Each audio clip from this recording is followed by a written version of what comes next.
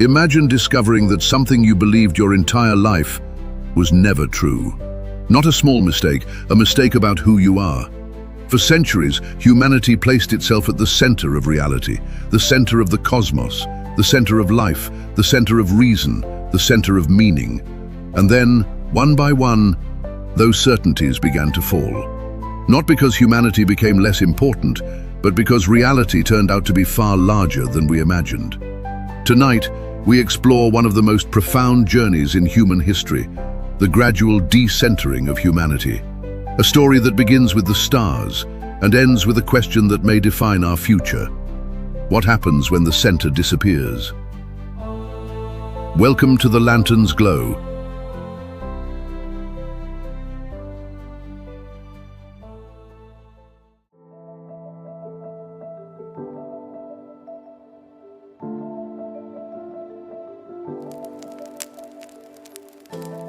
Before humanity questioned life, before we questioned the mind, before we questioned intelligence itself, we questioned the sky. And for most of human history, the answer seemed obvious. The Earth stood still. The sun rose. The stars moved overhead. Every day appeared to confirm the same story, that we stood at the center of creation. To be fair, it still feels that way. Walk outside tonight. The ground beneath your feet feels completely motionless. Nothing about your experience suggests you're standing on a planet hurtling through space. Exactly, which is why the ancient worldview wasn't foolish. It was built from direct human experience, and psychologically, it offered something comforting. Every star up there is an ancestor watching over us. Humanity wasn't simply living in the universe. Humanity occupied the center of it. And honestly, that sounds quite nice. It does. There is something reassuring about believing reality is organized around you. Individuals do it. Cultures do it. Entire civilizations do it. But reality has a habit of challenging our favorite assumptions. And in 1543, Nicolaus Copernicus proposed something extraordinary. The Earth was not the center. The Earth moved.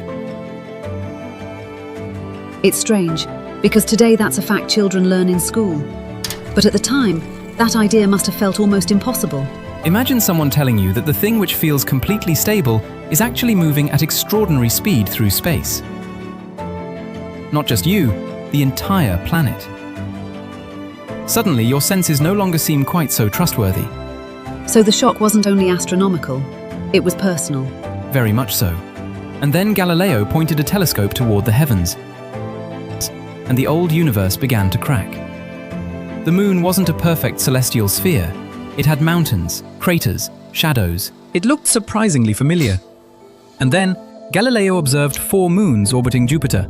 Which sounds like a small detail until you realize what it means. If moons can orbit Jupiter, then not everything revolves around Earth. Galileo also observed Venus changing shape across the sky. Sometimes it appeared as a crescent, sometimes nearly full. Those phases only made sense if Venus was orbiting the Sun. The heavens were not behaving as the old model predicted. All the evidence was beginning to point in only one direction. The Earth was not the center after all. For centuries, humanity had imagined itself standing at the center of a cosmic stage. Suddenly, there were other centers. And once that idea appeared, it never stopped expanding. The Earth became one planet. The Sun became one star. The Milky Way became one galaxy among billions. Every discovery widened the frame. It's almost like humanity kept zooming out. And every time we did, we occupied a smaller part of the picture. Yes, but there is an interesting psychological trap hiding inside that observation. We often assume that being less central means being less important. Yet those are not the same thing. That's true. A parent isn't the center of their child's universe because they're physically central. They're important because of the relationship. Precisely. And perhaps humanity had confused centrality with meaning. The universe was not shrinking, it was growing. What felt like a loss was also an expansion. So humanity lost the center, but gained the cosmos. Beautifully put. And the implications didn't stop with astronomy.